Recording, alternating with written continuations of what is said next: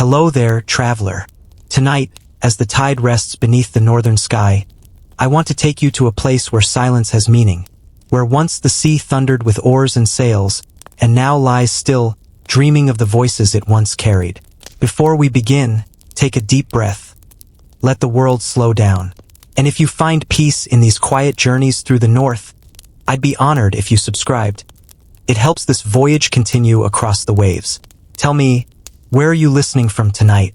From a city, a shore, or somewhere between the two? Because as you drift into sleep, we'll listen together to the final whispers of the Viking Age, when the sea fell silent.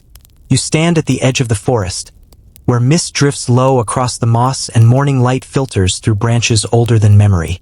The air is damp, alive with the breath of the north. Every inhale tastes of pine, earth, and distant rain. The world is still young here. No axe has yet bitten these trunks. No sail has yet caught the wind. You listen and the forest speaks. Its voice is not a sound, but a rhythm. A creak, a sway, a deep wooden sigh. You can almost hear it shaping thoughts in the silence. The birches whisper in high, silver tones, while the pines murmur deep and low, their roots gripping ancient rock. Beneath your feet, the ground is soft, cushioned by centuries of needles. It gives a little under your step, as if the earth itself were breathing slowly beneath you. Before ships and sails, before the word Viking had ever been spoken, there was this, the forest's endless patience. Here, life moved at the pace of seasons, and time was measured not in days, but in rings beneath bark.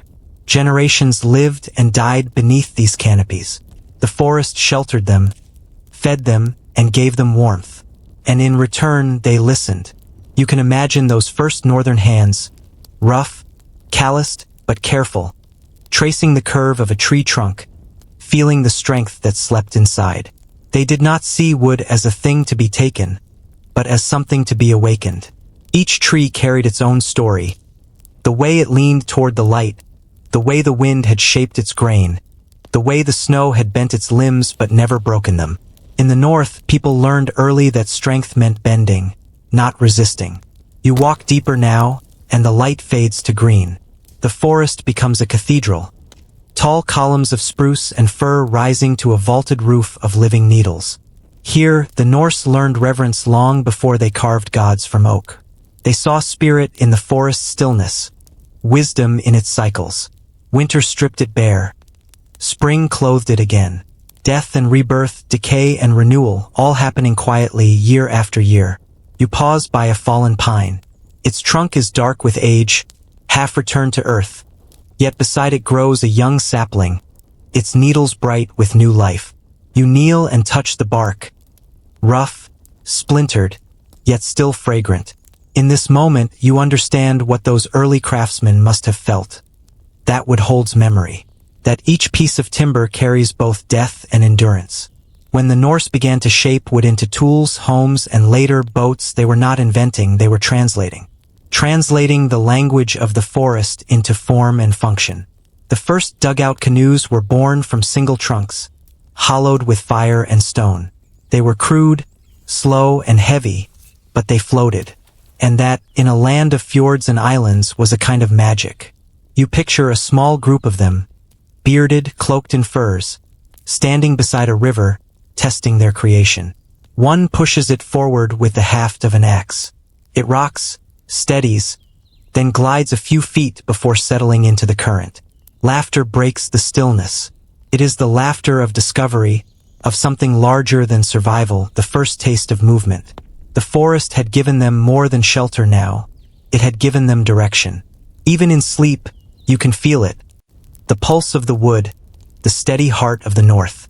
Each gust of wind through the branches is like breath upon the surface of a future sea. Somewhere in the distance, a raven calls. A single note that echoes through time. Ravens have always been the watchers, the keepers of thought. Perhaps they too sensed what was to come. That these forests would one day give rise to vessels that would change the world. You follow a narrow trail that winds between roots and rocks slick with moss. The ground dips, and you find yourself at the edge of a small lake, so still it mirrors the world perfectly. In that reflection, you see the sky, the trees, and yourself. You see the Norse ancestors, gathered by fires in huts of timber and thatch, telling stories of gods that walked the wind and beasts that lived beneath the waves. You see how myth and craft intertwined, how imagination shaped invention. For them, nothing was separate. The wood of their homes was the same as the wood of their boats, and both were extensions of the forest spirit. The gods they carved were not distant beings but reflections of nature, of thunder, frost, and flame. The Longship, when it finally emerged, would carry that same spirit. Wild, reverent, enduring. At night, when snow fell thick upon the roofs, the sound of the forest was never far. The wind moved through it like a slow breath.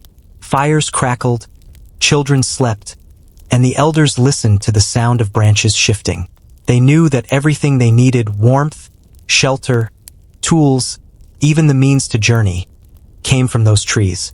To live in the north was to live in rhythm with wood and wind. You close your eyes and imagine the scent of fresh-cut timber, the hiss of sap against flame, the glint of an iron axe head in morning light. These were the beginnings, quiet, unrecorded, but monumental. Without the forests, there could have been no longships, no voyages, no sagas.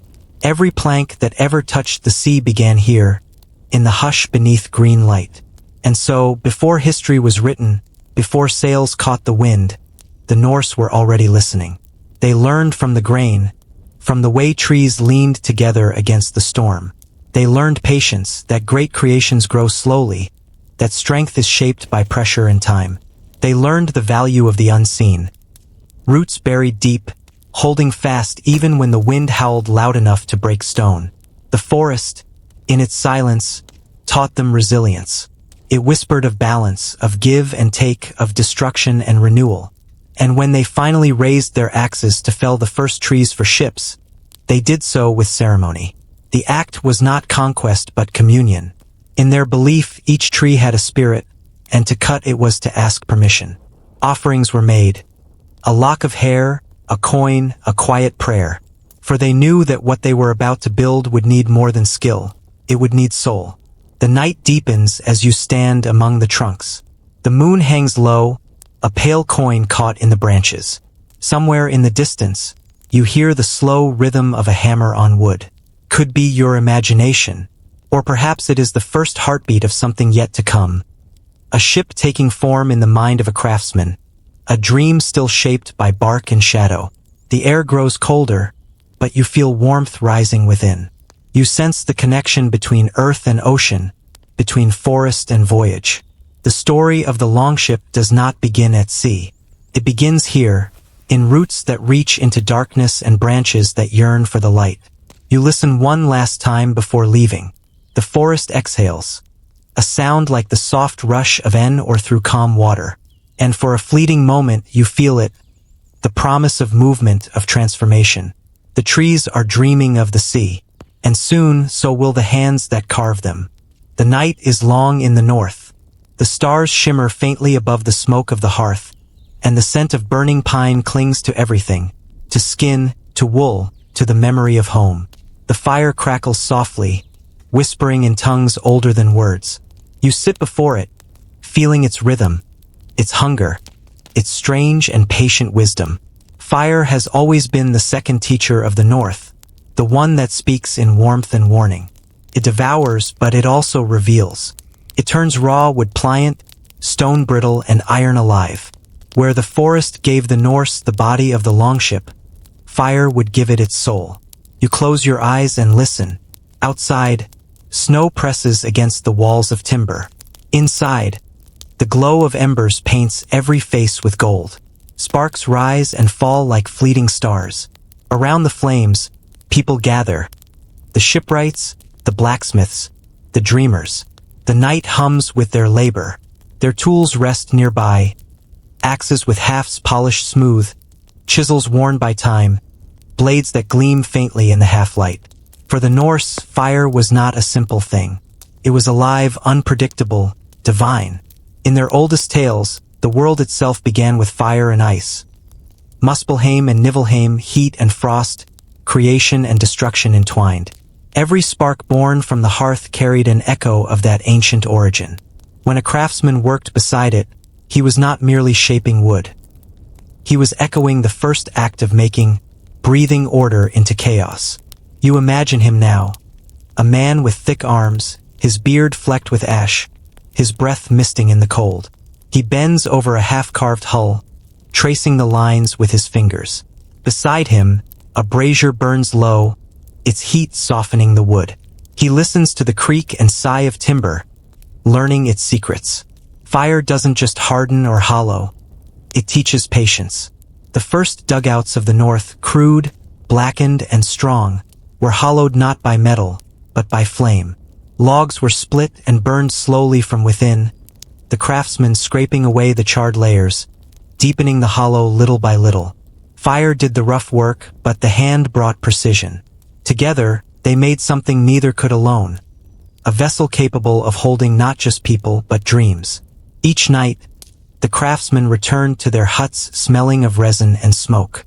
Their fingers were stained with soot, their eyes red from the light. Yet they did not complain. To work with fire was to walk a thin line between mastery and surrender. Too much heat and the wood would crack. Too little and it would resist shaping. You learn to read the language of flame, its moods, its colors, its quiet breathing. In the North, where winter ruled for half the year, the fire was not only a tool but a companion. Kept death at bay. It gave light to thought. Around it, songs were sung and ideas born. Perhaps one of those nights, as snow fell thick outside, a craftsman looked into the flames and saw more than warmth. Perhaps he saw motion, the curve of a hull, the arc of a wave, the flicker of a sail in the distance.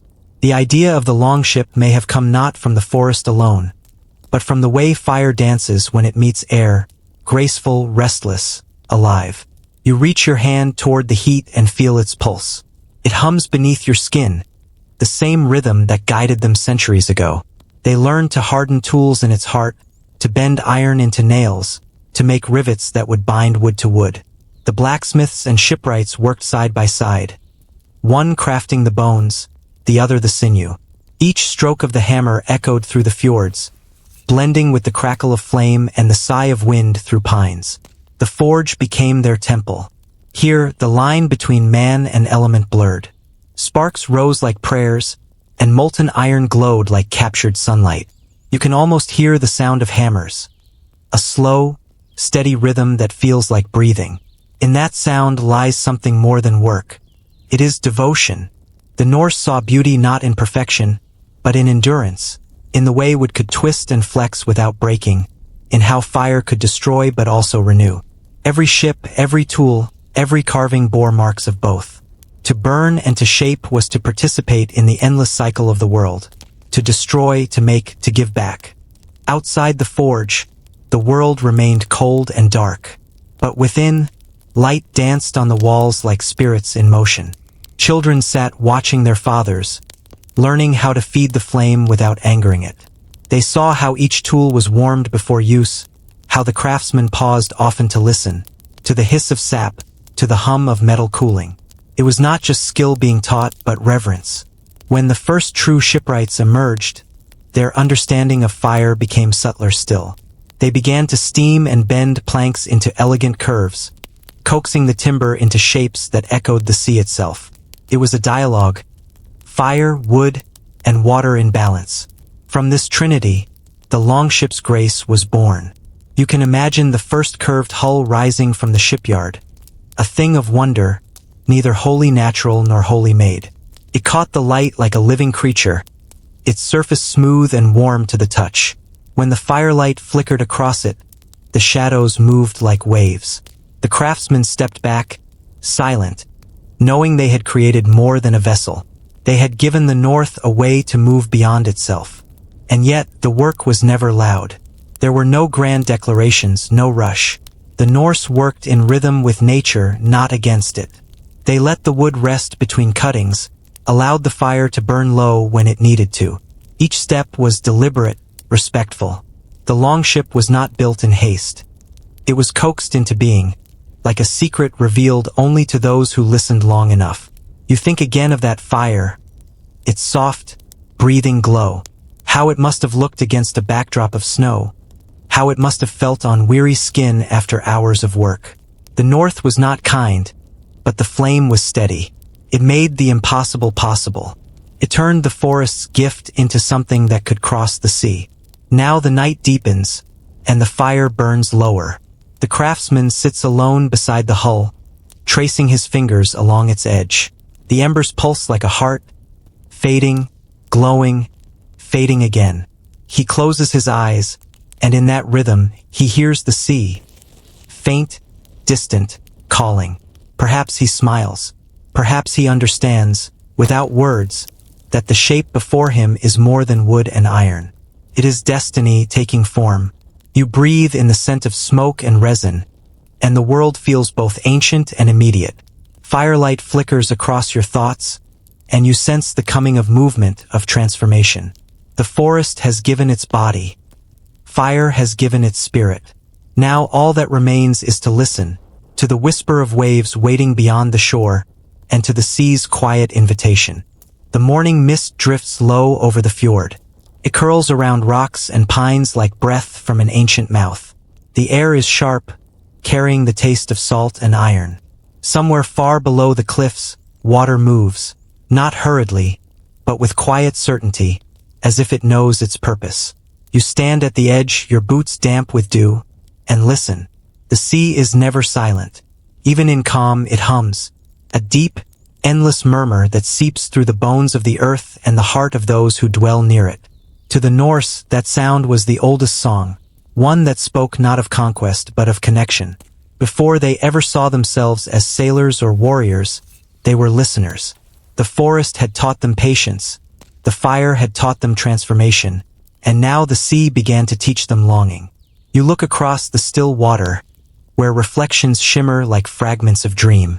The mountains bow into the depths. Clouds drift upon the surface. It is a mirror, and yet it is alive.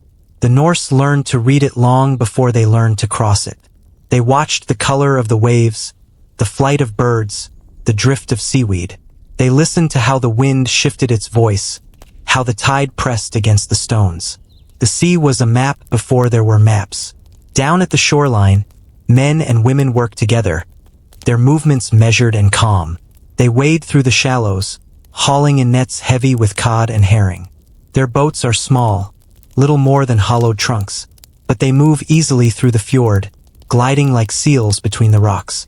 Every splash, every creak, every call carries through the cold air. To live here is to know the water's moods, when it will rise, when it will freeze, when it will turn from friend to foe. And yet, beneath that caution lies something else, a quiet yearning. The horizon, that thin, pale line beyond the mouth of the fjord, seems to whisper possibilities.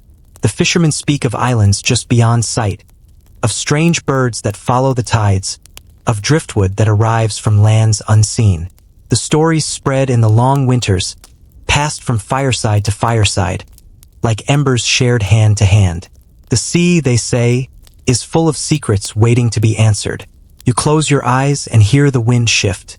Comes now from the west, cool, damp, smelling of distance. The Norse would have felt this change and known what it meant.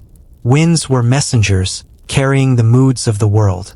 The western wind spoke of journeys. The northern brought storms and wisdom. The southern carried warmth and the promise of trade. Each direction was a verse in the same eternal song. Imagine standing here 1,000 years ago, when no sails had yet risen from these shores. The forest behind you hums with memory. The water before you glimmers like glass. You dip your hand into it. It is cold enough to sting, but beneath the chill, there's life. A movement that feels endless. You can sense why the Norse began to dream of following that movement, of letting it carry them beyond the fjord, beyond what they knew. The sea was a paradox, both giver and taker. It fed them with fish and seaweed, yet it also swallowed their dead. Many who ventured too far never returned. Still, the call never ceased. It echoed in the creak of the shore ice, in the cry of gulls circling overhead. It was not curiosity alone that drove them, but something older, a restlessness born from living at the edge of the world. In the evenings, when the work was done, They would sit by the water's edge, sharpening blades or mending nets, and speak softly of the sea as though it could hear them. They told tales of Aegir, the god of the ocean, whose hall beneath the waves was filled with foam and gold. They feared him, but they also respected him. The sea was a god that demanded humility, not worship. You imagine one of them, a young shipwright perhaps, or a fisherman's son, staring across the fjord, his heart full of questions. He sees the same horizon you do, that delicate line where sky meets sea. It seems both near and infinite. He wonders what lies beyond it, if the world truly ends there, or if it only changes its name. In that wondering, the Longship is born, not in wood or fire, but in thought. The Norse were not wanderers by chance. The geography of their homeland pressed them outward. Narrow valleys hemmed by mountains, scarce farmland, winters that stretched like silence. All these things shaped them. The sea was both escape and salvation. To move upon it was to breathe more deeply. In time, small journeys began, cautious crossings between islands, short ventures to neighboring shores. Each voyage was a conversation with the unknown. They learned how the stars could guide them, how the currents bent around headlands, how seabirds marked the way home. Every success carved new courage into their bones. Every failure taught respect. And so the Norse grew attuned not just to the land they came from, but to the waters that bound it. They learned that the sea has moods like a living thing, sometimes gentle, sometimes cruel. They learned that patience can mean survival, that arrogance means death. And yet they returned, again and again, because something in them matched its rhythm. You can almost hear it now, the low wash of waves against rock, the whisper of wind through the heather, the distant call of a horn across the fjord. The sounds blend into a kind of music, the heartbeat of the north. This was their lullaby and their awakening. The sea called them to dream beyond their valleys, to shape vessels that could glide across its silver skin, to follow the horizon not as a boundary, but as an invitation. The fire had taught them to mold, the forest had given them substance, but the sea offered meaning. To listen to its voice was to remember who they were meant to become. You stand now at the edge of that understanding, the wind cold against your face. You feel the pull, subtle but undeniable, in your chest.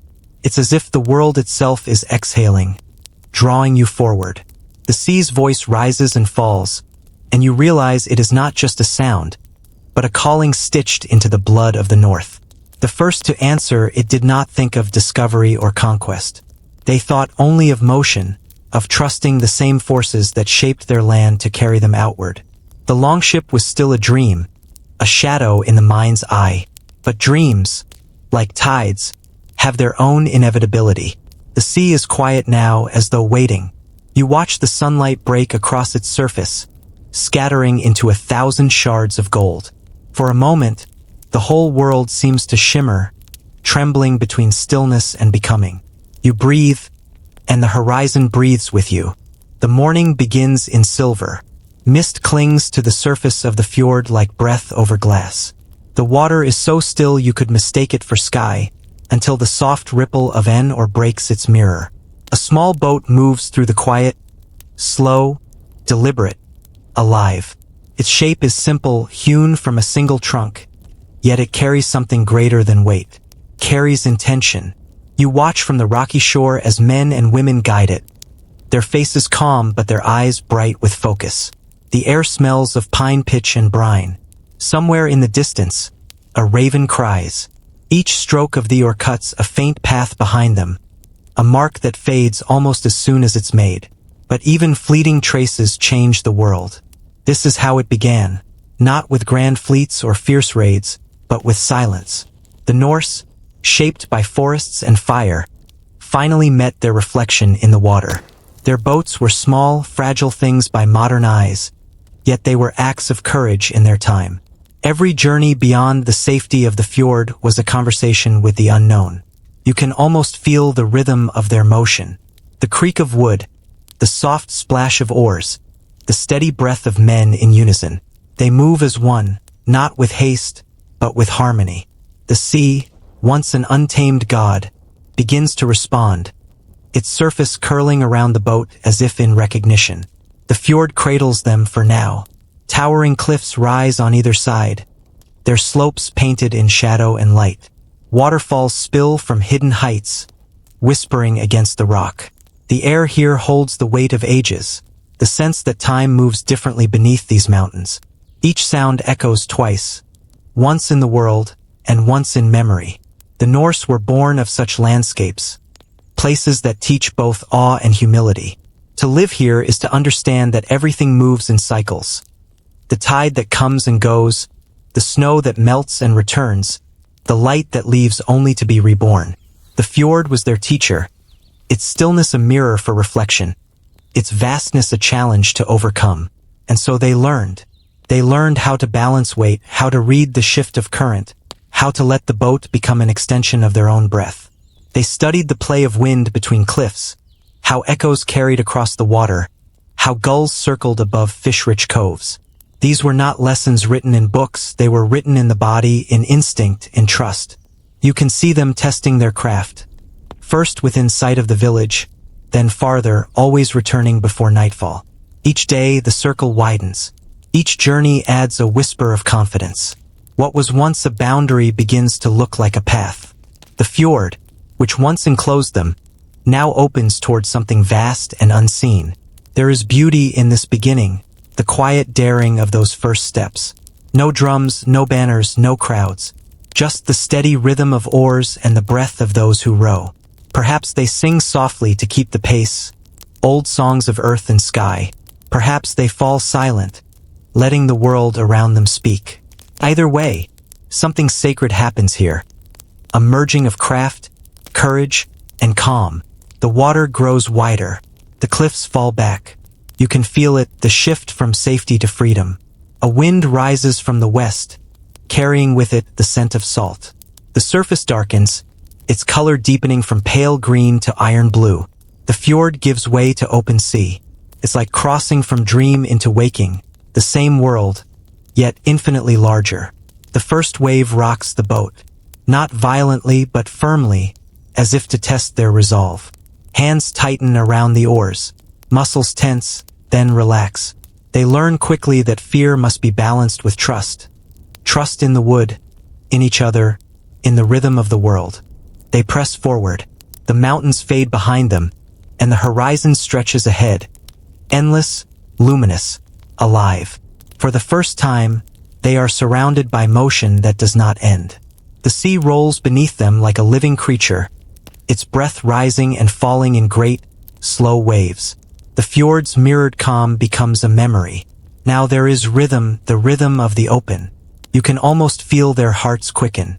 The air tastes of possibility. For a moment, all boundaries vanish. The Norse have stepped beyond the edge of the known, and the world feels infinite. This is the moment the North awakens, when landlocked people become seafarers, when the idea of home begins to stretch across the horizon. Yet there is also silence here, not the silence of stillness but of focus. Between each dip of the oar, a heartbeat of quiet. Between each wave, a breath held in reverence. It is in that silence that understanding grows. The sea is no longer an obstacle. It is a companion, vast and unpredictable, but capable of carrying them farther than their feet ever could. The Norse did not name this moment, but it would shape everything that came after. From these early crossings would grow a culture of sailors, explorers, traders, and warriors. People who knew how to live between land and water, between safety and risk. Each fjord became a doorway. Each voyage, a verse in an unfolding saga. The boat turns slightly, catching the wind. You hear the faint creak of its frame, the sigh of water sliding beneath it. It moves gracefully now, as if it were meant to be here all along. And perhaps it was. The Longship, still centuries from perfection, already exists in spirit, in this first act of trust between wood and wave. The rowers rest. The boat drifts. The sea, no longer strange, rocks them like a cradle. One leans over the side, watching sunlight dance beneath the surface. Tiny bubbles rise and burst against the hull, each one a whisper from the deep. The world feels vast but also kind, at least for now. You breathe with them, slow, steady. You feel the pulse of motion, the calm between exertion. It is as if the entire world moves on the same rhythm. The oar dipping, the wave rising, the heart beating. You realize this, too, is the birth of something, not just a ship but a way of being. The Norse begin to understand that their lives are no longer confined to the land. The sea is not foreign ground. It is another kind of home, one that moves, one that sings. They turn back at last, the cliffs reappearing in the distance. The return is quiet, unhurried, but something has changed. They have seen the open, felt the pull of the horizon. Even as they glide back into the safety of the fjord, their eyes linger on the mouth of it, on that space where green water meets gray sky. Once it was enough to live beside the sea. Now it will never be enough again. You watch as they beach the boat upon the gravel shore. The firelight from the village glows faintly between the trees. Children run to greet them, splashing through the shallows. Laughter echoes, and though the boat rests still, you know its journey has only begun. The fjord has given them the first taste of motion, the first whisper of freedom. The next will come with form, with the art of design, the curve of wood, the wisdom of balance. The sea has called. The Norse have answered. Now the longship itself will begin to take shape. Dawn spills like pale gold across the shipyard. The air smells of salt, pitch, and newly cut timber. You hear the rhythm of hammers before you see the men. A slow, patient cadence that echoes through the fjord. Each strike rings out like a heartbeat, steady and sure. The sea lies still beyond, waiting. You walk closer. The shipwrights stand among their beams and tools, faces weathered, eyes clear. They work not in haste, but in reverence. Before them, on the ground, rests a long, narrow spine of oak, the beginning of something that will one day glide upon the waves like a living creature. The keel. It looks simple, a single straight beam, but this is where every voyage begins. The keel is more than timber. It is the ship's soul, its axis, its promise. From it, everything else will grow. You kneel beside it. The wood is smooth beneath your fingers, warm where sunlight touches it, cool in shadow. You can feel the life still inside it, the strength of the forest lingering in every grain. The shipwright knows this too. He runs his palm along its length, listening not with his ears, but with his skin. The Norse did not invent the keel, but they perfected its language. Others had built boats that floated. The Norse built vessels that moved. They understood that to cut through water with grace, a ship needed a spine, a single unwavering line that held true no matter how the sea tossed around it. The keel was that line, the unseen strength that made motion possible. Like the backbone of a creature, it carried the weight and will of the entire body. In the dim morning light, the craftsmen lift the oak carefully, sliding it into a shallow trench where it will rest and be shaped. The sound of scraping begins, iron against wood, rhythmic and deliberate. Shavings curl away like ribbons of gold. Smoke drifts from the forge nearby, where nails glow red-hot in preparation. Every step in this process carries ritual. The first nail driven into the keel is not just work. It's a blessing. Some whisper a quiet prayer to Njord, god of the sea, asking him to guide the vessel's path. Others simply pause, letting silence fill the air before the strike. You can almost hear the old words in the wind, promises made to the waves, to the wood, to the unseen forces that govern all journeys. For the Norse, shipbuilding was not a trade. It was a calling. The keel must be straight but never rigid, strong but never brittle. It must yield just enough to the ocean's will. The shipwrights learned this balance not from books, but from years of watching how it responds to weather, how it expands in the rain, how it breathes in the sun, how it endures the cold. You picture them at work, 3 men at the bow, 3 at the stern, others lining the sides. Their tools glint in the soft light. One taps a wedge into place. Another wipes resin along a joint. The smell of tar and pine fills the air. Each movement seems small, but each carries purpose. The curve of a single plank can change how the whole ship moves. The Norse called this smørskapur, the craft of skill and spirit intertwined. It was not just the shaping of materials, but the shaping of destiny. The keel lies quiet beneath their hands, but you can sense its potential. When finished, it will stretch long and true, a narrow blade that cuts the sea rather than fighting it. The hull will rise from its sides like wings, slender and strong, tapering to points that will glide through waves rather than against them. This understanding that the sea cannot be conquered, only danced with, was what made the Norse shipwrights masters of their age. They did not build heavy ships of burden, nor floating fortresses of pride. They built instruments of motion, flexible, swift, alive. As the day warms, you watch the frame begin to take form. Curved ribs rise from the keel like the bones of a great creature being summoned from earth. The craftsmen step lightly around it, their movements sure. When the last rib is set, they step back and look, and for a moment there is silence. The shape before them is both familiar and new, both structure and spirit. You can almost imagine it breathing. The shipwright wipes his brow and smiles faintly. He knows that what stands before him is no mere vessel. It is a companion to the sea. The keel will hold it steady, even when the storm comes. The ribs will flex with the waves. It will not resist the ocean's power. It will move with it. This philosophy of yielding to endure runs through every stroke of their craft. The Norse understood that rigidity leads to breaking, but flexibility leads to life. The Longship would carry that truth across oceans. As afternoon fades, sunlight turns copper upon the water. You hear laughter now, brief, warm, as the craftsmen rest, sitting in a circle near the shore. One pours ale, another hums a tune.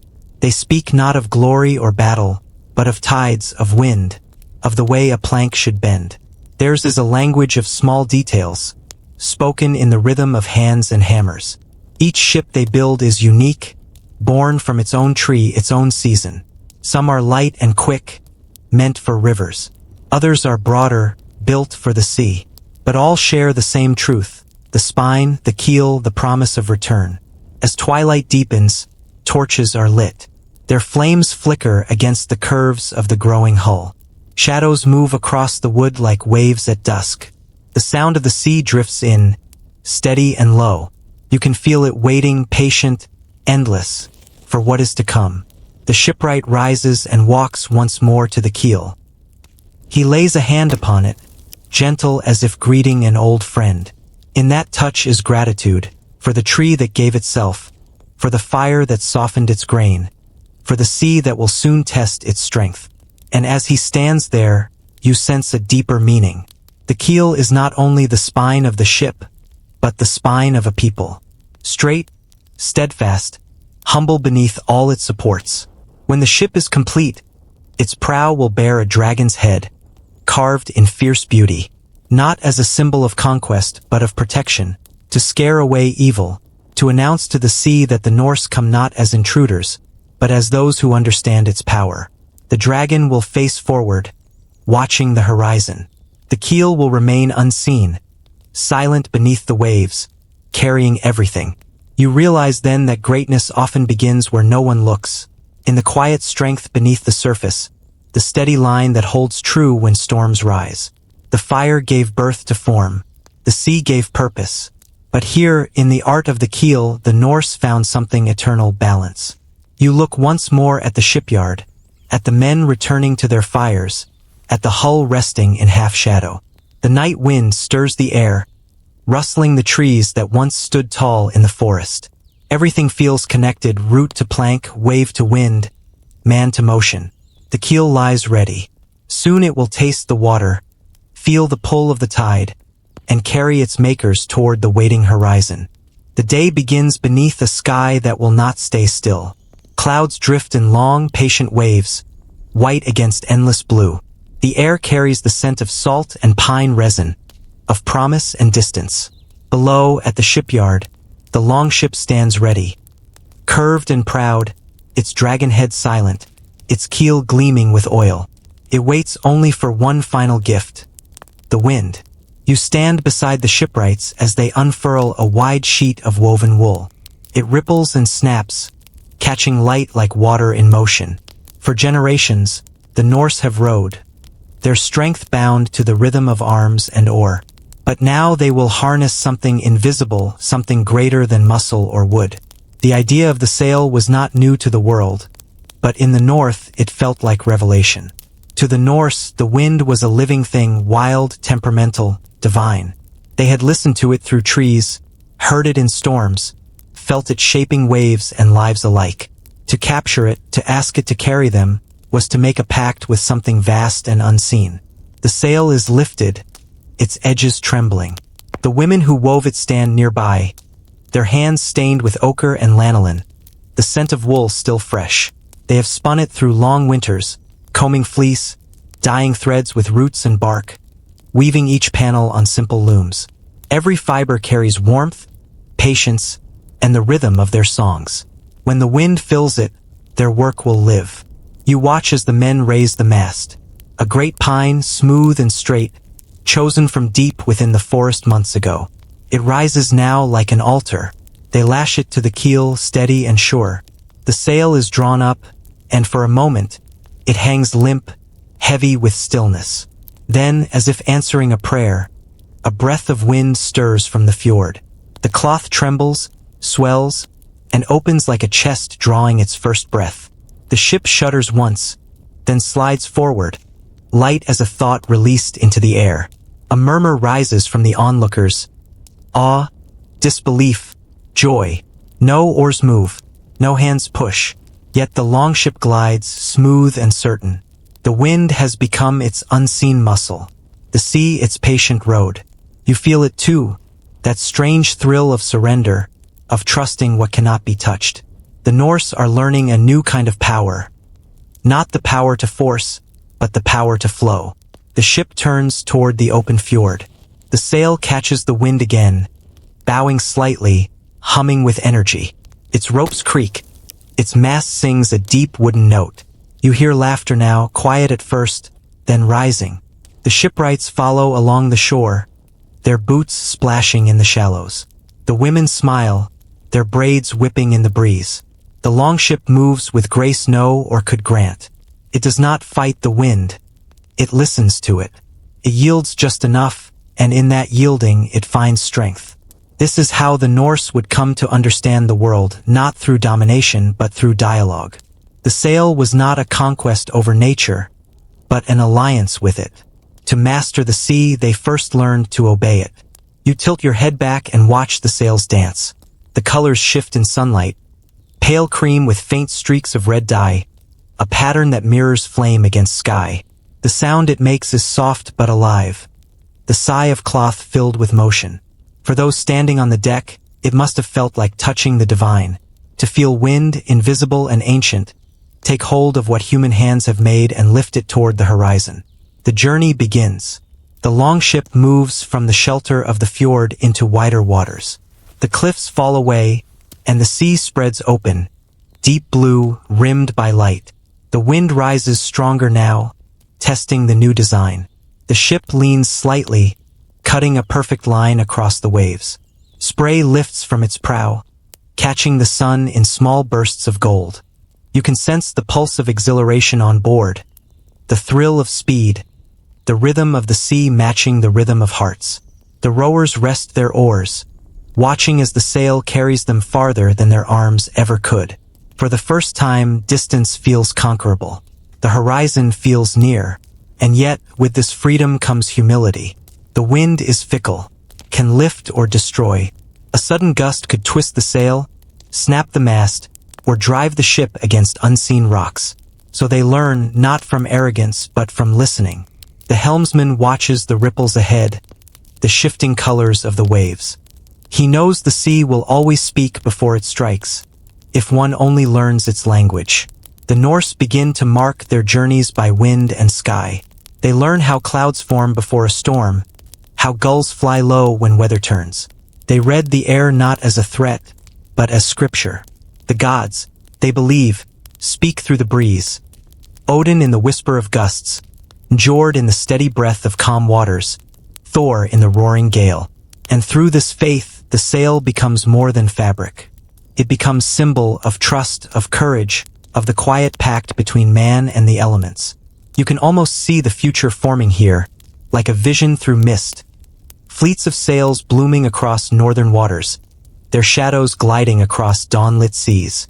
The longship will become an icon of motion itself, not just a tool of war or trade, but a poem written in wind. The sky deepens to evening. The sail glows softly in the last light, like a lantern adrift upon the sea. The men lower it slowly, folding it with care. It must be kept dry, guarded from rot and storm. They tie it close, the mast standing tall against the darkening sky like a spear pointed toward the gods. On shore, the shipwrights watch from the beach. They know what has begun cannot be undone. The sea will no longer be a border. It will be a bridge. Wind will no longer be a mystery. It will be a guide. A soft wind moves through your hair as you stand beside them.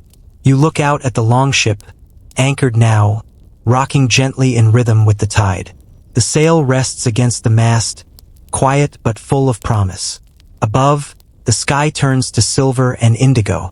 Stars begin to appear, faint, scattered, like sparks rising from a dying fire. They will become the next teachers, the next compass. But that is still to come. For now, there is only this, the calm between voyage and dream, between motion and rest. The longship floats like a thought too beautiful to finish. You breathe in the scent of sea and wool, and feel a strange peace. The world has changed again, softly, invisibly. The Norse have found the wind, and with it, the infinite. Night has fallen over the North Sea.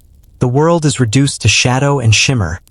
Black water stretching to forever, silver light scattered across its skin. The oars are drawn in. The sail rests low. The only sound is the quiet creak of wood and the sigh of wind over the mast. Above, the stars awaken. You look upward and see them. Thousands upon thousands of glimmering fires, cold and distant yet near enough to feel. The Norse, long before charts or instruments, read the sky as others read words. To them, these lights were not decoration but direction. They called them Lyrstjärnor, guiding stars, and by their patterns they found their way home. Each night at sea was a lesson in patience. The helmsman stood at the stern, hand on the tiller, eyes fixed not on what lay before him, but on what shone above. The sea in darkness offers no road, no sign, but the stars, steady, eternal, gave him what the waves could not, constancy. You can almost hear his quiet thoughts as he studies the northern sky. There, always faithful, burns the North Star, Lyrstjärna Mikla. It never moves, a fixed point above the endless shifting. Around it, the sky turns like a wheel. To know its position was to know the way home. When clouds hid the heavens, the Norse looked to other teachers. The flight of seabirds, the color of waves, the taste of wind. The world spoke in subtle languages, and they learned to listen. They knew that whales followed certain depths, that gulls never flew far from land, that driftwood arrived from particular coasts. Navigation, for them, was not science, it was intuition sharpened by generations of attention. You imagine them now, a small crew adrift in the night, the sea dark as ink. They huddle in their cloaks, the air cold enough to bite. One man hums softly, keeping time with the slow rocking of the ship. Another watches the horizon, where faint light marks the edge of dawn. They are far from home, yet not lost. They carry their homeland within them. Its winds, its stars, its silence. At dawn, the sky softens to gray. The helmsman takes a sunstone from his pouch, a crystal of calcite, clear as frozen water. He holds it to the light, tilts it, watches the beam divide. Even through cloud and fog, the stone reveals the sun's hidden place. By its glint he sets the course. The Norse called this art salskuggi, the shadow of the sun, a science born of wonder. The longship moves forward, steady, its keel slicing through waves that gleam like liquid metal. Each man knows his role, each motion woven into rhythm. They have no compass, no written chart, only the sky, the sea, and their own bodies as instruments. They read the roll of waves against the hull, the pull of current beneath their feet, the pressure of wind against the cheek. To be a sailor in the north was to be a listener, a reader of whispers. The farther they journeyed, the more the stars changed. Constellations shifted, new patterns emerged. To sail west was to step into a different heaven. The Norse learned to name what they saw, not with the myths of others, but with their own. They saw ships and serpents, wolves and axes drawn across the sky. The cosmos became their storybook, their silent companion through nights without land. And in that intimacy with the heavens, something profound grew. They began to understand distance not as separation, but as rhythm. The sea, the stars, and the self, all part of one great breathing world. You close your eyes and imagine the sensation of standing at the bow beneath that endless dome. The stars reflect in the water so perfectly that for a moment, it's hard to tell which world you sail through, the one above or the one below. It is in this mirror that the Norse learned humility. For all their craft and courage, they knew they were small things, adrift between infinity and abyss. But smallness did not frighten them. It focused them. To find one's way in darkness is to discover not control, but trust. Each voyage became both an outward and inward journey. Outward toward new lands, new skies. Inward toward a deeper sense of belonging to the pattern of things. When storms came, the stars vanished, and the sea turned fierce. The men would row together in silence, each breath a prayer. They could not see the heavens, but they remembered them, the invisible geometry imprinted on their minds. Even blind, they could sense north and home, guided by memory, by feel, by faith. Some nights, the sky opened again, clear and vast, and they would fall quiet in gratitude. The North Star would burn bright once more, reminding them that order still existed beyond the chaos of waves. You can almost see them sleeping now, wrapped in furs, their faces calm. One man keeps watch, whispering a song to the sea. It is not a song of triumph, but of recognition. A hymn to the stars that keep them company, to the sea that bears them gently when it chooses to be kind.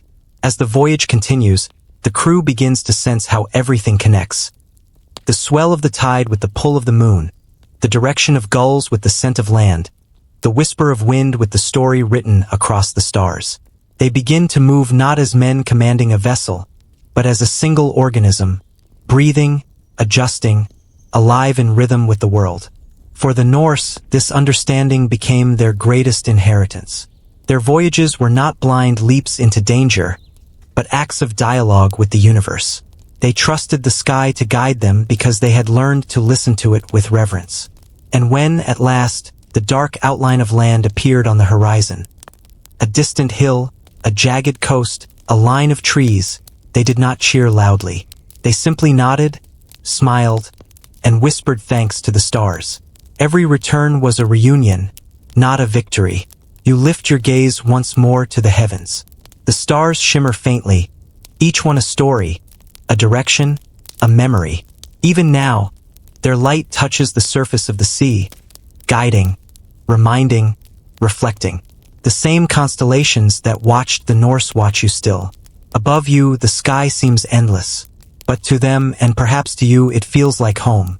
Because home, for those who sail by stars, is not a place. It is a pattern of light remembered, of faith renewed, of motion that never ends. The wind softens, the sea sighs, you breathe deeply, and the night feels alive again, full of quiet promise. The air smells of pine, tar, and the slow sweetness of sawdust. Morning light filters through the canopy of masts and scaffolds, glinting off the edges of axes and draw knives. You hear the shipyard before you see it, a low, steady rhythm rising from the shoreline like a heartbeat. The sound of saws sliding, hammers tapping, and somewhere beneath it all, voices, humming, chanting, shaping air and wood together. You step closer. Men work in lines along the ribs of a half-built hull, their motions fluid, practiced, almost ritual. The younger ones follow the rhythm set by the elders, who rarely speak but often nod in time with the tools. It's not instruction they give, but cadence. Work here is song, and song is memory. The Norse shipyard was never silent. It was alive with breath and sound, with the pulse of community. The sea might belong to the gods, but the shore, this sacred ground of creation, belonged to those who made the ships that touched it. And the making itself was music. You can hear it now. The rasp of the plane, the tap of the adze, the deep thud of a mallet striking home. Between each sound, voices weave in, men singing verses older than the words themselves, melodies shaped by the rhythm of work. Their songs tell of the forest that gave the timber, of winds that would one day fill the sail, of gods who guided both hand and sea. The shipwrights believed that song kept the work true. Each note, each breath, aligned the hand with the heart, the craft with the cosmos. The keel was laid in silence, but the rest, the ribs, the planks, the decking rose to music. You watch as one man carves a plank, his blade gliding in smooth arcs. He hums low and steady, the tune carrying across the shipyard. Another joins in, then another. Soon, the sound spreads, voices and tools moving in harmony, echoing off the cliffs and water beyond.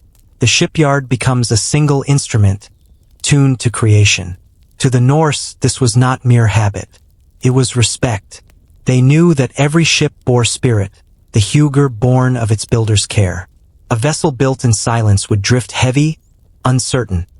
But one built in song would remember the rhythm of its birth and sail true. The songs themselves were practical, too. Each verse matched a task. Planing, fitting, nailing, sealing. Long syllables for sweeping motions, sharp ones for strikes of the hammer. The music held the pace steady, made work flow like tide. And beneath the melody, you can sense something deeper. The quiet pride of creation, the bond between men and the living would beneath their hands. You pause to watch an older craftsman guiding a boy, perhaps his son, perhaps not. The man places his hand over the boy's and guides the blade through the plank. Together, they carve a line long and true. No words pass between them. The teaching happens in movement, in breath. The boy listens not just with his ears, but with his skin. When they finish, the old man smiles faintly and hums the next verse, and the boy joins him. Shyly at first, then stronger. It is through such rhythms that knowledge endures. The Norse did not write their craft on parchment. They wrote it into hands and hearts. Every nail driven, every timber shaped, was part of a lineage, not of names, but of sounds. The ship takes form as the day unfolds. By noon, the hull gleams with new tar, black and shining like wet stone. The air fills with heat and resin. Some men rest, sitting on logs, drinking ale and wiping sweat from their brows. Even in rest, the rhythm continues. The clinking of mugs, the laughter, the soft hum of a song half remembered.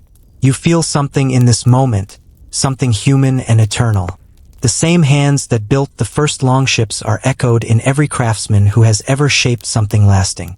The Norse believed the act of creation tied them to their gods, that the boundary between mortal and divine blurred whenever they made something worthy. As afternoon deepens, the songs change. They grow louder, faster, more complex. The sound of hammering joins again, each strike falling in perfect syncopation. The shipyard becomes a living drum, each man a note in its music. They are not merely building wood into shape. They are awakening it. You close your eyes and feel the vibration through the ground. Faint, steady, like the heartbeat of the earth.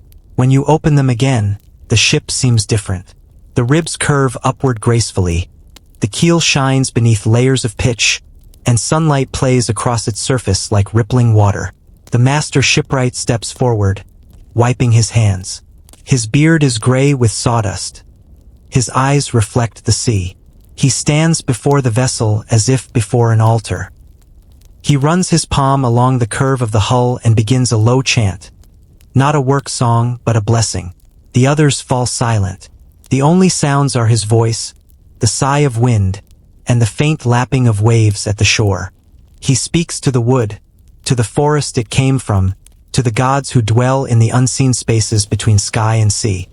He asks that this ship find fair wind and calm water, that it carry its crew safely home, that it remember its maker's care. When he finishes, the men answer not with words, but with a single collective breath, a long exhale that seems to join the wind itself. Then the rhythm begins again, tools rising and falling, voices swelling once more. Creation continues. As the sun begins to sink, the ship nears completion. Its prow gleams with fresh carvings. A dragon's head, fierce yet elegant, painted with red and black pitch. Its eyes seem alive in the fading light. Beneath it, the hull rests on greased logs, ready to meet the sea for the first time. The songs soften now, turning from work to farewell. These are songs of release, slow, mournful, beautiful. They sing not for glory, but for gratitude. You stand among them as the tide rises. The shipwrights gather around their creation, torches in hand. The light flickers on their faces, on the wet sheen of the hull, on the foam gathering at the shoreline. At a signal, the logs roll, the ropes tighten, and the longship slides toward the water. It moves like something alive, deliberate, graceful, inevitable. As the sea touches its keel, the songs swell. The waves answer in rhythm, washing against the hull with soft applause. For a moment, there is no distinction between man, craft, and nature. Everything moves together, one vast harmony. Then, as the ship floats free, the singing fades. Only the wind remains, carrying the last notes across the fjord like echoes of memory. You watch as the longship drifts out, its reflection trembling beneath the stars just beginning to wake. Behind you, the hammers fall silent. The shipwrights stand still, gazing after their work. None speak. They have done what they were born to do. And though the sea will take this vessel, a part of each man will remain within it, in the grain of the wood, in the curve of the hull, in the rhythm that began its life. Creation, after all, is a form of memory. And memory, like the sea, never ends. The morning sea is quiet, a mirror of silver and mist. The longship waits at the edge of the fjord, its hull slick with dew, its sail furled, its dragon head gazing toward the horizon. The crew gathers on the pebbled shore. Farmers, fishermen, hunters, men who have spent their lives bound to the land but have begun to dream of the sea. Their voices are hushed. Even the gulls seem to watch in silence. You stand among them, feeling the cold air tighten around your lungs. The shipwrights who built this vessel are here too, their hands folded behind their backs, their eyes soft with pride and worry. This is not a raid. This is not a conquest. It is the first step into the unknown, a voyage not of war, but of wonder. The sea before them glows faintly under a rising sun, pale gold on rippling glass. The men climb aboard, their boots thudding softly on the planks that still smell of pine and tar. The oars are slid into place, smooth and worn from practice. The helmsman stands at the stern, hand resting on the tiller. The wind stirs gently, as though it too is curious to see what happens next. With a low call, the oars dip into the water. The first stroke is slow, hesitant, a beginning. Ripples spread outward, touching the stones of the shore, brushing against the legs of those who watch. The longship moves. You can feel the shift, from stillness to motion, from safety to possibility. The men row in silence at first, their breath misting in the chill air. Each stroke seems to erase a boundary. Behind them, the fjord narrows into memory. Ahead lies something vast, something unnamed. The rhythm steadies. The creak of oars becomes heartbeat. The splash of water becomes breath. They find their pace. One begins to hum softly, a work song low and steady. Another joins. The melody spreads, finding its way into the motion of arms and the pulse of the sea. The longship glides now, no longer a creation but a companion. You imagine what it feels like to stand among them. The sting of salt on your lips, the sway of the hull beneath your feet, the quiet thrill of the unknown ahead. For the first time, they see their homeland from the outside. The mountains they've known all their lives rise behind them like shadows of memory. The world feels both familiar and new, as though they have stepped into the reflection of their own lives. They follow the coastline first, keeping land in sight. Coves and cliffs drift by, their edges softened by fog. The helmsman watches the shapes of birds and the color of the water, reading signs invisible to the untrained eye. He knows that darker water means depth, that kelp floating in lines marks a current, that seals sunning on rocks point toward sheltered bays. Each observation is a note in a silent map. The Norse did not name the world by borders. They named it by memory. Every inlet, every island, every stretch of coast carried a story. A man's life might span only a few fjords, but through voyage, the mind could stretch farther. The longship became their teacher, a vessel not only for bodies, but for imagination. As the morning grows, the wind strengthens. The oars are lifted, the sail unfurled. It catches the breeze with a sigh, swelling like a chest filling with air. The ship tilts gently, then steadies, the keel cutting smooth through the waves. The men smile, their eyes bright. The world begins to move faster beneath them. They pass the mouth of the fjord, where the water darkens and the land pulls away. The open sea stretches ahead, rolling slow and immense. For the first time, they see the horizon not as an end, but as an invitation. One of the men, young, quiet, eyes like flint, leans over the side and watches the water. He sees jellyfish drifting below, their translucent bells glowing in the sun. He sees small fish darting in silver flashes. The sea is not empty. It is alive, endless, full of motion. They travel for hours. The wind hums against the rigging. Gulls circle and fade into distance. The coastline shifts. New islands rise, green and strange. When they finally find a place to land, it feels unreal, like a dream made of earth. The beach is quiet, untouched. Seaweed glistens in the light. Birds cry from unseen cliffs. The men step onto the shore with reverence. Their boots sink into wet sand. One kneels and presses his hand to the ground, as if to greet it. They speak little. Each feels the same truth, that they have crossed a line drawn not by geography, but by courage. The first fire is lit with trembling hands. Smoke curls upward, thin and gray against the blue sky. Around it, they sit in a circle, chewing dried fish, speaking in low tones. They speak of how far they've come, of how the sea's moods can shift, of the way the sail seemed to breathe on its own. They do not boast. They reflect. The Norse did not yet think of empire or expansion. They thought only of return, of bringing home the story that the sea had allowed them to live. You can feel the tenderness in this moment, the humility before discovery. For every mile of sea gained, a piece of fear falls away. They begin to believe the world is not closed, not finite, but vast. The sea no longer ends at the horizon, continues. The next morning they rise before dawn. The tide has shifted, the wind has turned. They push the ship back into the water, its hull sliding smooth along greased logs. The first oars dip again, the sail unfurls. The journey home begins. This time the sea feels different, not because it has changed, but because they have. Each man now carries within him the rhythm of waves, the trust in the unseen. They navigate by memory, by instinct, by the soft light of dawn. The North Star watches them in silence. The return is slower, but filled with quiet joy. The cliffs that once loomed with mystery now greet them like old friends. When they glide back into their fjord, the people waiting on shore break into cheers. Children run to the water's edge, pointing at the sail, at the dragon prow glistening with salt. The voyagers step ashore, sunburned, weary, but changed. They carry shells and driftwood, strange stones, stories of birds that cried in unknown voices. The elders listen in stillness.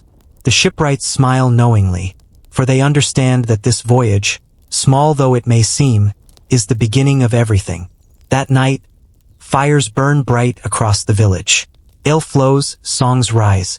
The air fills with laughter, with the scent of roasted fish, with stories retold in rhythm. They speak of calm seas and sudden winds, of strange islands that seem to float on mist. They speak of fear that became wonder, and of wonder that became resolve. In the glow of the flames you can see it, the shift in their eyes. They have seen beyond their borders. They have touched something infinite. The sea, once the edge of their world, is now the road between worlds. And though they sleep soundly that night, their dreams are restless. They see new horizons, new lands. They see themselves setting out again. Farther, faster, with sails that catch every breath of fate. The North is learning to move, to think, to dream outward. The longship has proven itself not just as vessel, but as vision. You sit by the dying fire, the sound of waves soft against the shore. The stars above shimmer in approval. The sea, always watching, whispers quietly to the sand. There is more, and deep within the hearts of those who sailed, something answers. Then we will find it. The morning begins in calm, too calm. The sea lies flat as beaten silver, the horizon distant and pale. The longship glides quietly across the glassy surface, its oars rising and falling in rhythm with soft, measured splashes. The men speak little. There's a heaviness in the air, a stillness that presses against the skin. The gulls are gone. The sky, though bright, feels watchful. You stand among them, feeling the unease that only sailors know, the silence before the storm. The helmsman squints at the horizon, where a faint line of darkness gathers like a bruise across the sky. He says nothing, but his jaw tightens. The sea, for all its beauty, never lies. It is about to change. The first wind comes soft and strange. It moves not over the water, but through it. A shiver, a warning. Then, the clouds begin to roll in from the west, heavy and low. The air thickens with the smell of rain and salt. The helmsman calls out in a calm, steady voice. The sail is lowered, the oars drawn in. Men move quickly but without panic, each motion learned from the rhythm of countless calmer days. They know the sea can turn faster than thought, that trust must live beside fear. You can feel the shift beneath your feet as the first wave hits. Small, testing, almost playful. Then another. Then another. The longship rises and falls, creaking like a living thing. The men grip the gunwales, their muscles tightening. The world narrows to movement. The heave of the sea, the pull of gravity, the taste of wind that now stings the tongue. Then the storm arrives. It doesn't begin with thunder, but with sound. A deep, endless roar that seems to come from everywhere at once. Rain lashes the deck, sharp as glass. The wind screams through the rigging, bending the mast until it moans. The sea explodes into peaks and valleys, white foam boiling against black depths. The longship climbs one swell and plunges down another, each drop stealing the breath from your chest. Water slaps against the sides, pouring over the bow. The men shout to one another, but their words vanish into the wind. Yet somehow they keep moving not as individuals but as one body guided by instinct. They bail water, tighten ropes, adjust their weight. The helmsman's hands are locked around the tiller, knuckles white. His eyes never leave the horizon, though it disappears and reappears with each wave. His mind is counting not numbers but rhythm. He knows when to let the ship rise, when to let it yield. He does not fight the sea, he listens to it, even now. You hear the thunder finally, rolling deep through the storm like the voice of an old god. Lightning flashes across the waves, brief and blinding, illuminating faces slick with rain and fear. In those moments of brightness, the longship looks like a creature born of storm. Its dragon head snapping against the dark, its ribs trembling but unbroken. One man loses his footing. You see him fall, his hand slipping from the rail. The sea swallows him without hesitation. For a heartbeat, the others freeze. Then they move again, not forgetting him but accepting the sea's claim. Every sailor knows the rule. The ocean takes what it must. Grief is a quiet thing out here. It is carried not in wails, but in silence. The men row harder. The helmsman whispers a prayer, to Njord, to Ran, to whoever listens in such moments. The storm answers only with wind. Hours pass, or maybe days. Time dissolves in motion. The sea no longer feels like enemy or friend. It is everything, immense and indifferent. The men's arms ache. Their throats burn with salt, but they endure. The longship endures. Its curved sides flex with each impact, bending where other ships would break. The oak holds, the keel sings through the waves, the craft obeys its purpose, to survive by yielding. And slowly the storm begins to tire. The thunder grows distant, the lightning fades. The wind softens, its anger spent. The waves still heave, but now with rhythm rather than rage. The men slump forward, exhausted, drenched, but alive. Around them, the sea begins to calm, its surface returning to a dull gray shimmer beneath the clearing sky. You can almost feel the collective exhale, that long, trembling breath that follows survival. They do not cheer. They do not speak. They simply breathe, feeling the weight of what they've endured settle into their bones. The helmsman closes his eyes and raises his face to the rain. It is no longer a weapon now, but a cleansing. The salt is washed away. The grief remains. Yet beneath it, something new has taken root. A deep respect, a wordless understanding. For the Norse, storms were never just weather. They were reminders. The sea gives, but it also demands. To sail upon it is to accept its terms. Courage in exchange for survival, reverence in exchange for passage. As the clouds part, sunlight spills across the deck. The men blink against it, half dreaming. The longship glistens, its planks dark and wet but unbroken. A gull lands on the mast, shaking water from its wings. The world, it seems, has forgiven them. You look to the horizon.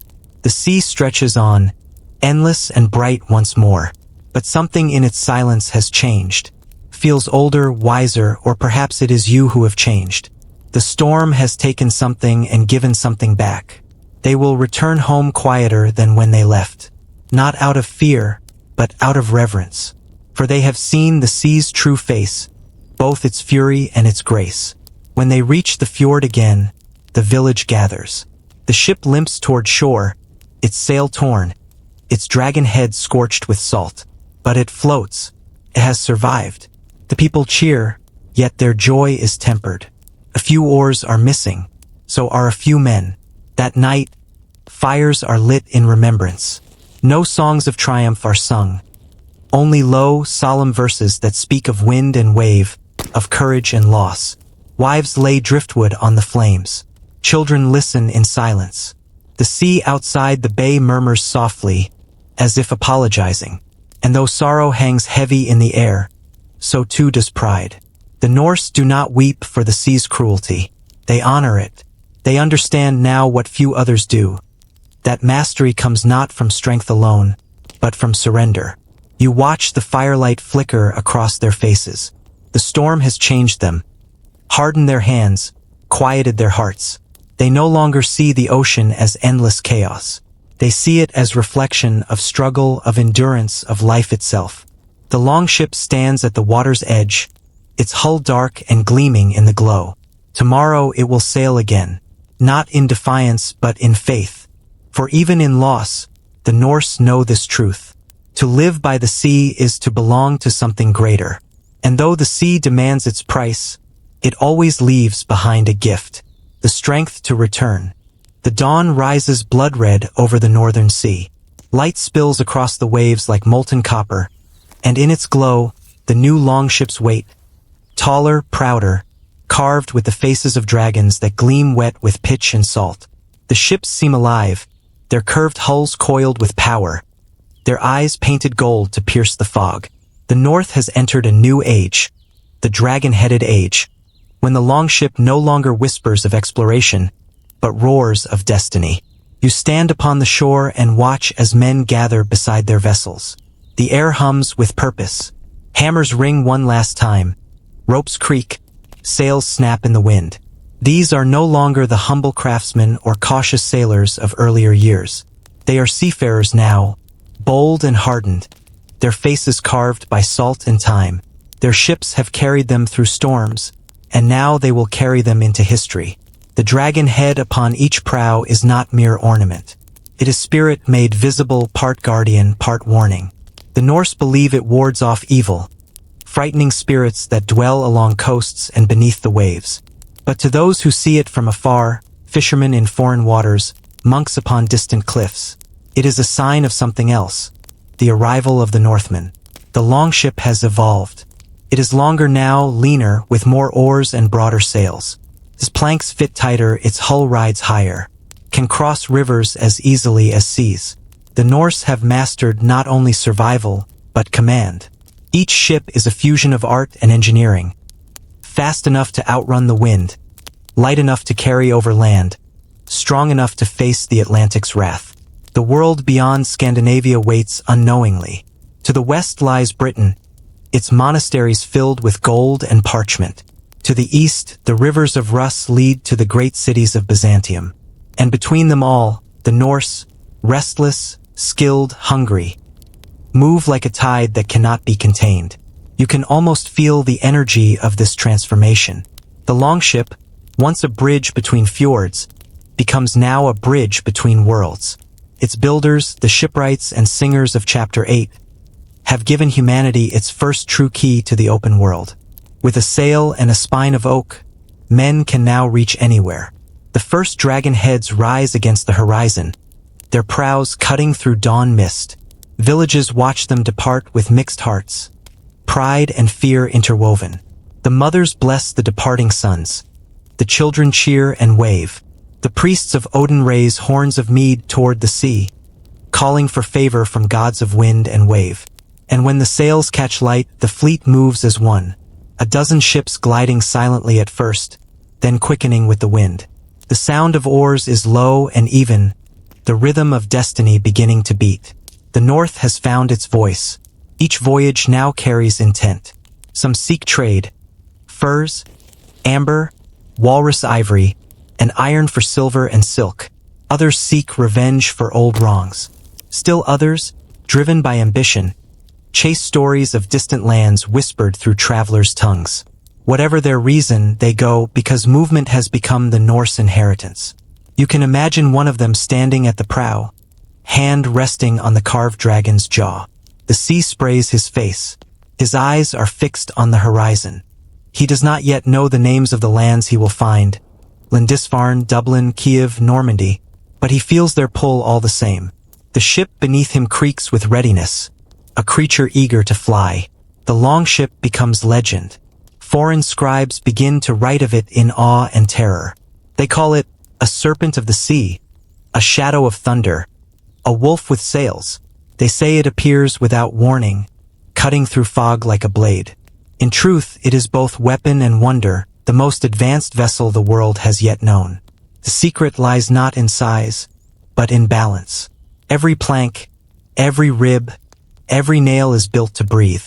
Where other ships crash through waves, the Longship dances with them, gliding, curving, leaping. It can turn within its own length, retreat where others founder, attack where none expect. It is freedom given form.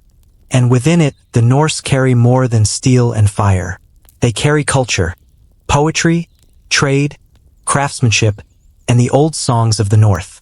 Even as they raid, they also weave connections. They bring timber to the east, silver to the west, and their language to every shore. The dragon's shadow spreads not as destruction alone, but as transformation. At night, when the sea calms and the stars return, the ships anchor near foreign coasts. Fires burn low upon their decks. The men eat salted fish and hard bread, drink ale from horn and clay. Some laugh and boast, others sit in silence, staring toward dark, unfamiliar lands. The dragons above them gleam faintly in the firelight, their carved eyes reflecting stars. You can almost feel the contradiction in this age. Fierce and tender, brutal and beautiful. The same ships that bring fear also bring trade, exchange, stories. The Norse are not merely conquerors. They are connectors, their longships threads in a vast web of cultures now intertwined by the sea. As decades pass, the dragon heads grow more intricate, more expressive. Each clan carves its own, some fierce and snarling, some noble and still. The ships become emblems of identity, of pride. To build one is to declare belonging to something greater than land, to a people who measure their lives by journeys. In Iceland, settlers steer their dragons westward, carrying families, livestock, and sagas. In the east, others sail down the rivers of Rus, trading with the emperors of Byzantium. In the north, beyond the known, some reach Greenland, their sails pale as clouds against black cliffs. Everywhere the Longship goes, the dragon leads, its head cutting through fog, its reflection trembling across waters both new and ancient. The world begins to change shape beneath its wake. You stand again on a quiet shore, watching one such ship depart. The tide moves around your feet. The salt wind fills your lungs. The sea no longer feels infinite, it feels possible. The dragons vanish into the mist, but their echo remains. The creak of oars, the low hum of song, the promise of return. The Norse have entered the height of their age, bold, ambitious, unafraid. They do not yet know how far their legacy will reach, nor how deeply it will carve itself into the memory of nations. But in this moment, all that matters is movement. The wind in the sail, the fire in the heart, the horizon opening like a door. You look to the waves, and you understand. The dragon is not merely decoration. It is a mirror, a reflection of the people who built it. Fierce, proud, unstoppable, guided by courage, tempered by loss, bound forever to the sea. The age of dragons is not one of fantasy, but of form, the meeting of spirit and design. And though centuries will pass, and sails will fade, the image will endure. A wooden dragon gliding over gray waves beneath a cold northern sun. Because the dragon, like the north itself, is eternal. The horizon no longer marks the edge of the world. It has become a doorway, one that the Norse have learned to pass through with grace and certainty. By now, their sails are known across the seas, their oars stirring waters that once felt eternal and untouched. From the storm-bitten coasts of Norway to the green isles of the west, from the silver rivers of the east to the icy rim of the north, their journeys weave a single vast story, the reach of the Northmen. You stand upon a cliff above the sea, watching as a fleet departs. The morning mist clings low, soft as breath, wrapping the ships in pale silver. The dragon heads rise from the fog like living spirits, their eyes reflecting the weak sun. Below, the oars strike water in perfect rhythm, dozens of arms moving as one body, one will. The song of the rowers drifts upward through the air, deep, slow, resonant, a heartbeat set to wind and wave. The world has begun to learn that sound, the whisper of sails, the hum of wood through water, the cry of ravens following their path. To some, it is a promise of trade and new beginnings. To others, it is the sound of dread, the echo of invasion. The longships glide out into open sea. Each carries its own purpose. Traders bound for the markets of Francia and the Baltic, settlers seeking green lands in Iceland and beyond, warriors following the call of glory and gold. The Northmen are no longer bound by coastlines. They have learned the sea's moods, its rages and its gifts, and in doing so, they have mastered movement itself. You can almost feel their confidence in the way the ships move. The keels cut deep and true, their wakes spreading like ink across a parchment world still being written. Behind them, the fjords echo with the memory of those who stayed, wives, children, elders, who watch from the shore, waiting for the sight of returning sails. They know some will not come back. The sea, generous though it may be, never forgets to take her share. The first lands they reach are the British Isles, green, rain-soaked, edged with stone. Here, their ships slip quietly into rivers and bays, where the tide carries them inland as easily as wind carries clouds. They come to trade at first, furs for silver, amber for wine, iron for glass. But not all voyages end in peace. Sometimes hunger turns to conquest, and curiosity hardens into claim. You see them now, a handful of longships rowing upriver beneath low gray skies. The banks are lined with reeds and mist. A monastery stands upon a rise, its bells ringing faintly through the air. The Norse watch silent. They see gold glimmering in the church doors, hear the chanting of monks carried by the wind. They are not cruel men, but practical ones, and the world they know has taught them that wealth unguarded is an invitation. Before the sun sets, the river runs red, and the monastery burns. The news spreads faster than the flames. Across Europe, the word Viking begins to take form, not as a people but as a force. The dragon-headed ships become symbols of terror and awe, appearing without warning, vanishing without trace. Yet behind this image lies something deeper, not savagery, but restlessness. The Norse are not born destroyers. They are born seekers. They take what they need, yes, but they also bring gifts, ideas, craftsmanship, and stories. Where they land, they leave both scars and seeds.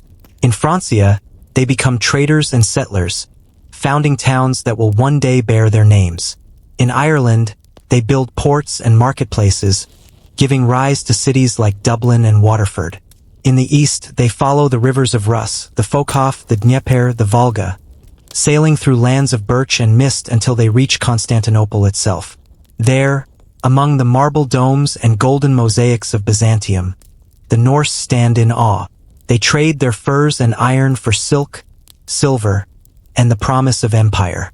Some even stay, serving as the emperor's Varangian guard, protectors of the throne, bound by oath and iron. The reach of the Northmen is not merely physical. It is cultural, spiritual. Their gods travel with them: Odin, Thor, Freya, whispered into foreign tongues, blended into local myth. Their language seeps into others. Their craft reshapes trade. Their ships redefine travel.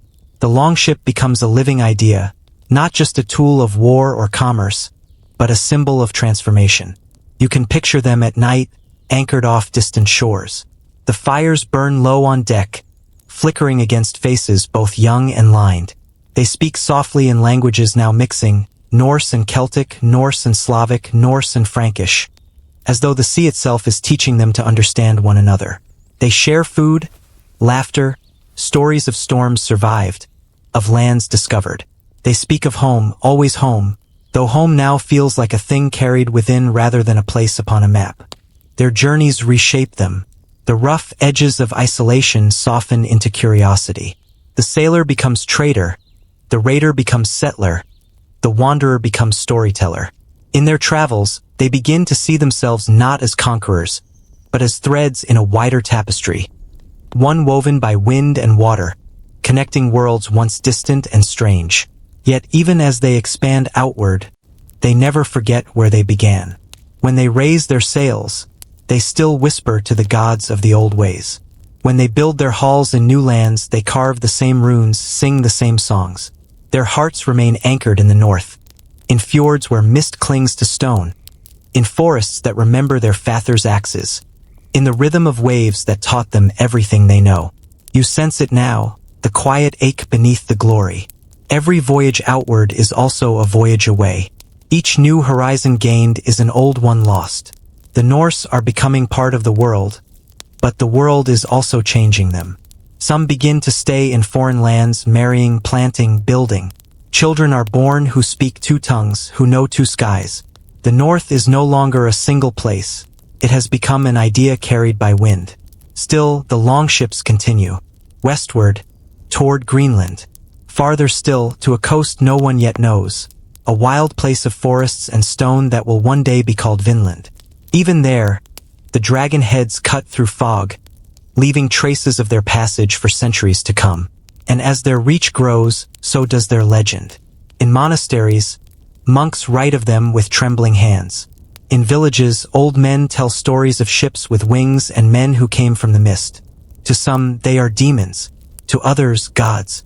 To history, they become both destroyers and discoverers, shadows and light. You stand now at the edge of one of their new settlements. Rough wooden halls beside the sea, smoke curling from fresh roofs.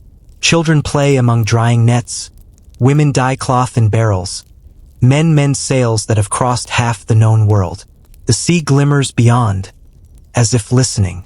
The North has spread its pulse across continents, but its heart still beats here, by the tide. You realize, as you watch them, that the true reach of the Northmen is not measured in miles, but in memory. In the way their spirit endures, in the ships that still sail their designs, in the languages that still carry their echoes, in the courage that still drives humanity toward the unknown. They did not conquer the world by force. They changed it by motion, by daring to ask what lay beyond the horizon, and then going to find out. You close your eyes and listen. The sound of waves blends with the ghostly rhythm of oars. The dragon heads fade into mist, their reflections swallowed by the sea. But their wake, wide, endless, luminous, remains. The reach of the Northmen has become the reach of all who dream. The sea lies calm again. The same sea that once thundered with oars and wind now rests in a long, silver stillness. The tide laps gently against forgotten shores, touching the remains of ships that once ruled its face. The dragon-headed age has passed. Its roar has softened to an echo, its fire to an ember. You stand where a longship once launched, a hollow in the earth where keels once rested, now filled with grass and wildflowers. The fjord beyond gleams like glass beneath the pale sun. You can still feel it, the memory of movement, of purpose, but it drifts now like mist between centuries. The North, for all its strength and daring, has grown quiet. The world has changed. The gods who once ruled the winds have fallen silent, their names fading like worn carvings on stone. The old songs are still sung in corners of the world, but softly, as if out of respect for something gone. The ravens no longer circle the mastheads. The sails no longer bloom like wings. The longships, once the veins of the North, rest now in the soil they came from. Their wood, blackened with tar and salt, returns slowly to earth. In the burial mounds of kings and jarls, they lie preserved beneath layers of clay and time, their dragon heads staring into darkness. They are not dead things, though. They are dreaming. You walk among these ancient graves, your hand brushing against the grass that hides the bones of ships. The wind sighs softly across the valley, carrying the scent of pine and sea.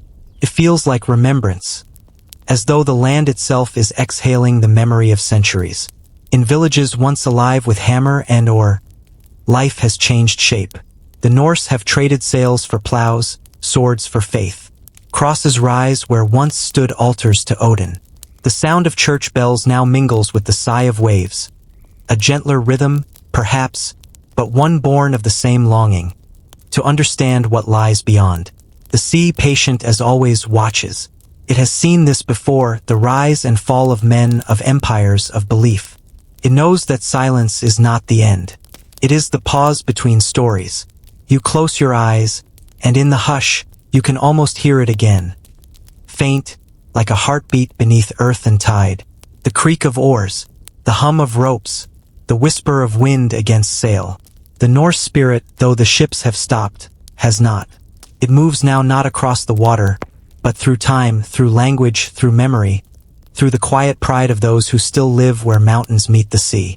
Their legacy lingers in the way fishermen still read the sky, in the way shipwrights still listen to the grain of wood, in the way travelers still feel the pull of the horizon. The longship has become symbol, myth, heartbeat, the shape of courage carved into history. You walk along the water's edge, and the reflection of the sky shimmers like something remembered.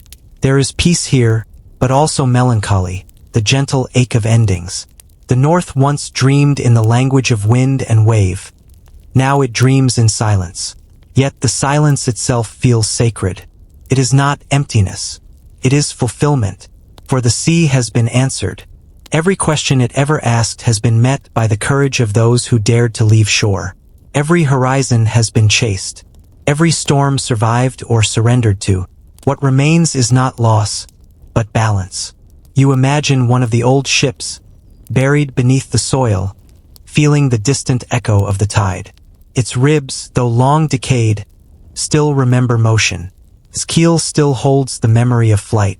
Perhaps, in its dreams, it sails still, not through water, but through the vastness of time, carrying with it the souls of those who once sang as they rowed. The Vikings are gone, yet the rhythm of their age endures, in the poetry of the sagas, in the stories whispered by firelight, in the starlit silence of every northern shore. The sea remains their mirror, endless and eternal. You stand at the edge of the fjord as twilight deepens. The water turns dark, reflecting the first stars, the same stars that once guided their way. A single gull cries, distant and forlorn, and then the sound fades. Only the wind remains, soft and sure, weaving through grass and memory alike. The night settles over the north. In that darkness you can almost see them, ghostly sails upon the horizon, gliding silently across the sky. The ancestors of motion, the dreamers of distance, the men who once believed the sea could lead them to something greater and, perhaps, were right. You feel no sorrow, only calm. For endings are not truly endings when the story has changed the world. The longships rest, but their legacy breathes in every tide, in every explorer who dares the unknown, in every traveler who follows the stars home. The North sleeps, but not in death, in remembrance. Its heart beats quietly beneath moss and ice, beneath wind and wave. It does not need to shout anymore. The silence says everything. You kneel and touch the cold water, your reflection trembling upon its surface. It feels as though the sea is watching you still, patient, eternal, waiting for the next soul brave enough to listen. The waves move once, twice, then settle. The silence returns. And in that silence you understand. The sea has not fallen silent at all. It is simply listening to the echoes of those who dared to cross it.